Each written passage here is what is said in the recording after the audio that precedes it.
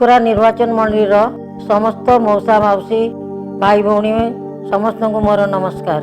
आपण प्रिय बेदू भाई को देहावसान पर आम मुख्यमंत्री मते दायित्व देइथिबारु मु तांको पाखरे बहुत कृतज्ञ और जो दायित्व देइचंती ताकू निर्वाह करिया सकाशे सबु मते चेष्टा करिवि।